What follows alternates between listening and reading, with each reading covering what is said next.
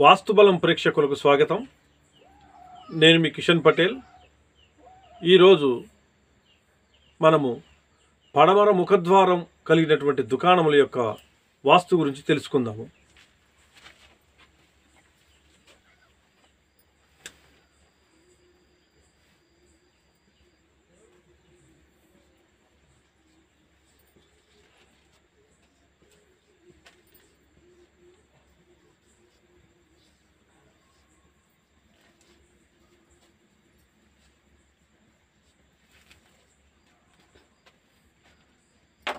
పడమర ముఖద్వార దుకాణము.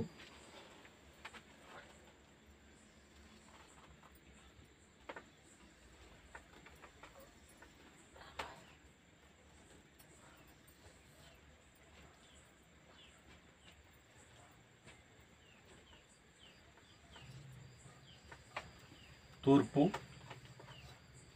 పడమర, ఉత్తరం, దక్షిణం,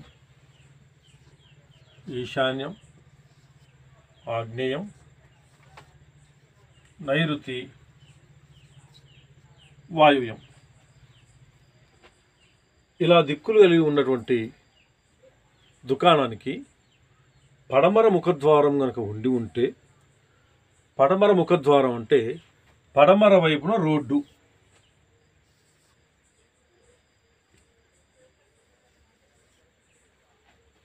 పడమర వైపున వీధి ఉన్నట్టు, పడమర వైపున రోడ్డు ఉన్నట్టు. అలా పడమర వైపున వీధి కానీ రోడ్డు కానీ ఉంటే ఆ దుకాణాన్ని మనము పడమర ముఖద్వార దుకాణం అంటాం. అయితే ఆ దుకాణానికి ఏ రకంగా వాస్తును మనం పాటించాలి అనుకుంటే, పడమర ముఖద్వారం కలిగినటువంటి దుకాణానికి కస్టమర్లు ఎంట్రీ, ప్రవేశం అనేది పడమర నుంచే లోపలికి ఉంటుంది. కాబట్టి వీలుంటే ఇలా పూర్తిగా వాయువ్యం నుండి నైరుతి వరకు పూర్తిగా మెట్లను ఏర్పాటు చేసుకొని ఈ పూర్తి స్థాయిలో కస్టమర్ లోనికి వచ్చే విధంగా ప్రవేశాన్ని కల్పించవచ్చు. ఒకవేళ అలా కల్పించడానికి వీలు లేకపోయినట్లయితే కనీసం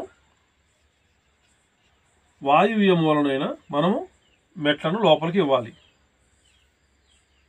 ఈ వాయువ్యం నుండి దుకాణంలోకి వినియోగదారులు ప్రవేశించాలి, అక్కడ నుండే బయటికి వెళ్ళిపోవాలి. ఇదే ఉచ్చస్థానం అంటాం మనం. వాయువ్యం నుండి ఎంట్రీ, అవుట్, దీన్ని ఉచ్చస్థానం అంటాం. అయితే ఇలా ఉన్నటువంటి ఈ దుకాణంలో మరి దుకాణదారుడు ఎక్కడ కూర్చోవాలి? ఈ షాప్ యజమాని అంటే ఇతనికి ఒకే ఒక మార్గం ఉన్నది, ఒకే ఒక ప్రదేశం ఉన్నది కూర్చోవడానికి. అది కేవలం నైరుతిలోన మాత్రమే కూర్చోవాలి. ఇక్కడ మాత్రమే అతనికి కూర్చోవడానికి ఉంటుంది, వేరే దిక్కుల్లో కూర్చోవడానికి అవకాశం లేదు. ఇతను ఈ నైరుతి మూలన మాత్రమే కూర్చోవాలి. ఆ కూర్చునే విధానం కూడా అవకాశం ఉంటే ఇక్కడ బల్లా పెట్టుకొని ఇక్కడ కుర్చీ వేసుకొని కూర్చోవచ్చు. అంటే తూర్పుకు అభిముఖంగా తూర్పును చూస్తున్నట్టుగా కూర్చోవచ్చు, లేదా ఇటు నైరుతిలో దక్షిణ నైరుతిలో కూర్చొని ఉత్తరాన్ని చూస్తున్నట్టుగానైనా కూర్చోవచ్చు. ఇటైనా కూర్చోవచ్చు, ఇటైనా కూర్చోవచ్చు, రెండు విధాలుగా కూర్చోవచ్చు. కానీ కేవలం ఈ నైరుతి మూలన మాత్రమే కూర్చోవాలి. అయితే ఈ కూర్చునే వ్యక్తి ఇక్కడ కుర్చీ వేసుకుని కూర్చున్నా పర్వాలేదు, లేదు అరుగు వేసుకొని కూర్చున్నా పర్వాలేదు. ఎందుకనంటే ఈ నైరుతి మూల అనేది ఈ మూడు మూలల్లోనూ ఎత్తుగా ఉండాలి. కాబట్టి అక్కడ అరుగు వేసుకున్నా ఎత్తుగా ఉంటుంది కదా. కాబట్టి అరుగు వేసుకొని కానీ లేదా కుర్చీ వేసుకొని కానీ ఎదురుగా బల్లా పెట్టుకొని కూర్చోవచ్చు. అలా కూర్చున్న వ్యక్తి ఈ విధంగా తూర్పుకు అభిముఖంగా గనక కూర్చునే పరిస్థితి ఉండి కూర్చుంటే, ఇతను ఈ తూర్పుకు ఎదురుగా కూర్చున్నటువంటి వ్యక్తికి కుడివైపున డబ్బుల గల్లా పెట్టుకోవాలి, అంటే బీరువా. కుడివైపున ఈ వ్యక్తి పడమర గోడకు ఆనుకొని నైరుతి, పడమర నైరుతిలో పడమర గోడకు ఆనుకుని కూర్చున్నాడు కాబట్టి తూర్పును చూస్తూ ఉంటాడు. ఇతని యొక్క కుడి చేతి పక్కన అంటే దక్షిణ నైరుతి మూలకి బీరువాను పెట్టుకోవచ్చు. అది చాలా శ్రేయస్కరమైనది. ఒకవేళ ఇలా కూర్చునే పరిస్థితి లేక అతను దక్షిణ నైరుతిలో కూర్చుని ఉత్తర దిక్కుకి చూస్తున్నట్టుగా ఉంటే మాత్రానికి ఈ బీరువాను, ఈ డబ్బుల బీరువాను ఇక్కడే ఇలా పెట్టాలి. ఎలాగా? పడమర గోడ కానించి డబ్బుల గల్లాన్ని పెట్టుకొని ఆ వ్యాపారం చేసేటువంటి దుకాణ యజమాని ఇక్కడ దక్షిణ నైరుతి గోడకు ఆనుకొని ముందు బల్లా వేసుకొని కూర్చొని ఉత్తర దిక్కును చూస్తుండాలి.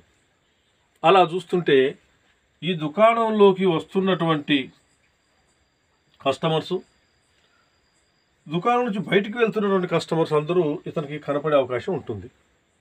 కాబట్టి కూర్చోవాలి అనుకుంటే ఈ నైరుతి మూలలోనే కూర్చోవాలి. అయితే ఈ నైరుతి మూలలో దక్షిణ నైరుతికి కానీ పశ్చిమ నైరుతికి కానీ అక్కడ తనకున్నటువంటి సౌకర్యాన్ని బట్టి కూర్చొని వ్యాపారం కొనసాగించవచ్చు. ఇక్కడ అరుగైనా వేసుకోవచ్చు, కుర్చీ అయినా వేసుకొని వ్యాపారం చేసుకోవచ్చు. ఇకపోతే మరి ఇక్కడ ఈ యొక్క దుకాణంలో దేవుని పటాలు ఎక్కడ పెట్టుకోవాలి అని ఆలోచిస్తే ఈ ఈశాన్య దిక్కులో కొద్దిగా స్థలం వదిలేసి ఈ ఏరియాలో తూర్పు గోడకు ఆనించి ఈశాన్య దిక్కు కొద్దిగా వదిలిపెట్టి ఇక్కడ దేవుడి పటాలు పెట్టుకోవచ్చు. అలా కాకపోయినా ఇదే ఈశాన్య దిక్కులో కొద్దిగా వదిలేసి ఉత్తర గోడకైనా దేవుడి పటాలు పెట్టుకోవచ్చు. ఈ విధంగా ప్రతిరోజు ఇక్కడ ఏర్పాటు చేసుకున్నటువంటి దేవుడి పటాలకు పూజలు చేసుకుని షాపులో కూర్చోవడానికి ఉచ్చస్థానమైనటువంటి నైరుతి మూలన కూర్చుని వ్యాపారం చేసుకోవడం అనేది చాలా శ్రేయస్కరమైనది, అనువైనది, అనుకూలమైనది. కాబట్టి మన వాళ్ళందరూ ఈ విషయాన్ని గమనించి ఈ విధంగా షాపుని నడిపించుకుంటారని, ఈ విధంగా వాస్తు విధానాన్ని పాటిస్తారని ఆశిస్తూ సర్వేజన సుఖినో భవంతు. శుభం.